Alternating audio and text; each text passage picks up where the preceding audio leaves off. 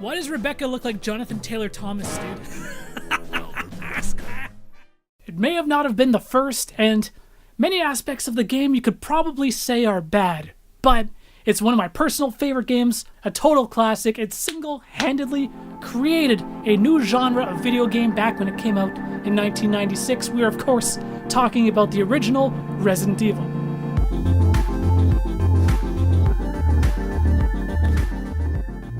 Stop it! Don't open that door! Resident Evil Month continues, everyone. We are talking about the original Resident Evil, and you know what? Last week I did a video listing my top 10 favorite Resident Evil games. In order, I ranked them from worst to best. And I watched it, and I thought about it, and I still 100% stand by all of my decisions. But some part of me deep down, thinks that I may have done this game dirty, because I put it at number 7. Just a moment. I put it at number 7, but it's like, I don't think that's at all indicative of how much I actually like this game, because truth be told, I like this game a lot. This game has like a special place in my heart just because it was the first. It's got some of the absolute cheesiest moments in the entire series, but I just can't help but smile whenever I play it. Thank you. So I don't want to give anyone the wrong opinion that I dislike this game. I'm taking this very seriously. Do you know how seriously I'm taking this? I'm using 3 cameras to record this video. That's how fucking serious I am about this, okay? Now I just went back and captured some footage on my Sega Saturn. I played the Sega Saturn version, also known as Biohazard. It is the Japanese version. It is actually super playable, even though it's in Japanese. There might be a couple puzzles that you'll need to like look up and you'll need a little bit of help with, but anybody familiar with the original game should be able to play the Japanese version no problem. And the reason why I like this version, I know it's a kind of a silly reason, but this version has the full uncensored live action intro, which wasn't in any of the North American releases, despite being re-released like half a dozen times. This game got re-released for a number of reasons. One version, like the director's cut, has dank-ass music, so no one likes that version. One version has like the lock-on auto-aim, the other doesn't. It's just a total mess. They were supposed to re-release this game, the director's cut, and it was supposed to contain the full uncensored live-action intro that's in the Japanese original. That was like one of the main reasons to get this version, but due to an honest mistake on the localization team, either it was on Japan's end or North America's end, they reprinted the game without the proper intro. God damn it.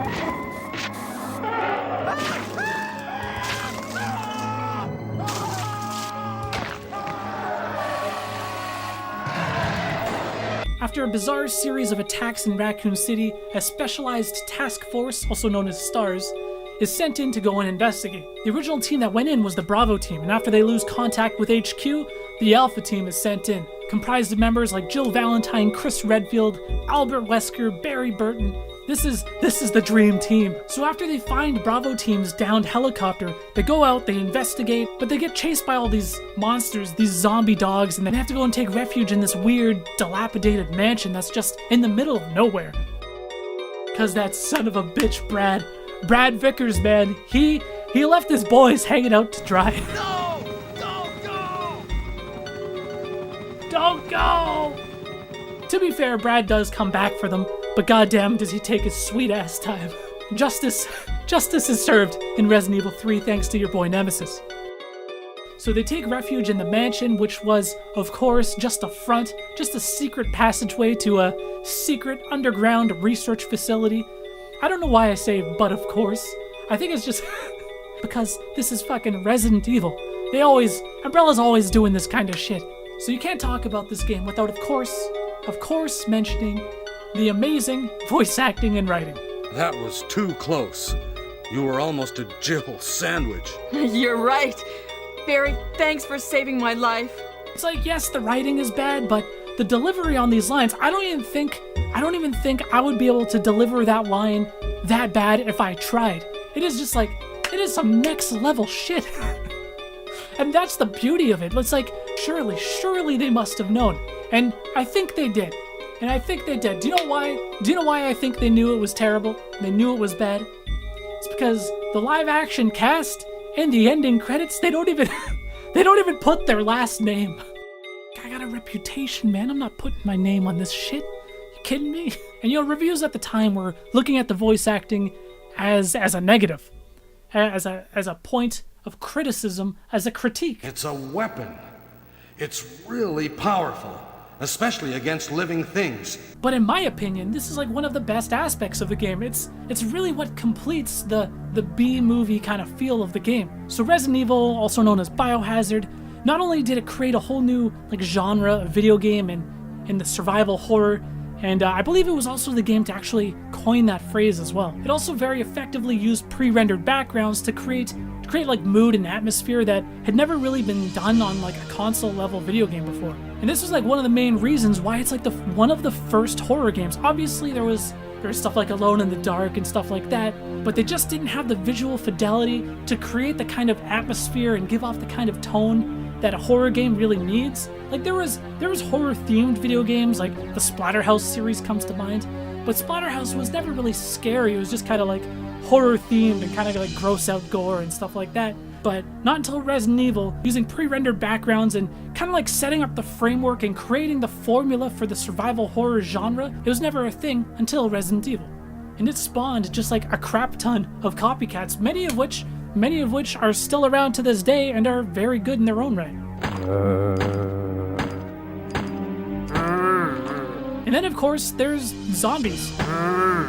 Obviously Resident Evil didn't create zombies, but I mean if you look at the prevalence of zombies in modern gaming, a lot of that is owed to Resident Evil.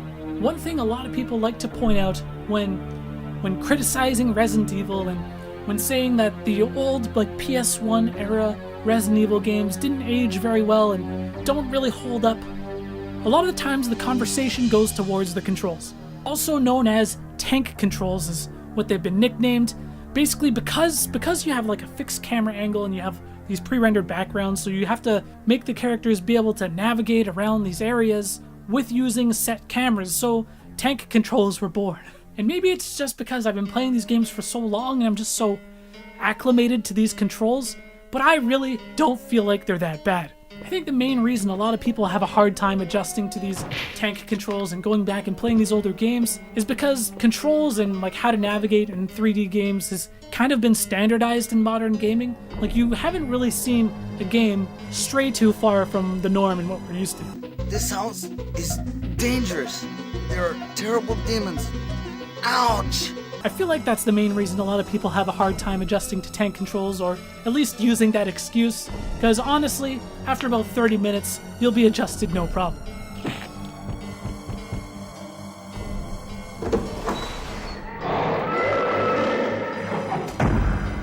Anyways, I totally think that this game still holds up, you know, despite coming in at number 7 on my top 10, and I definitely encourage you guys to go and play it and educate yourselves if you have not done so already. There are tons of ways to go and play it. You can play it on PS3, Vita, PlayStation Classic.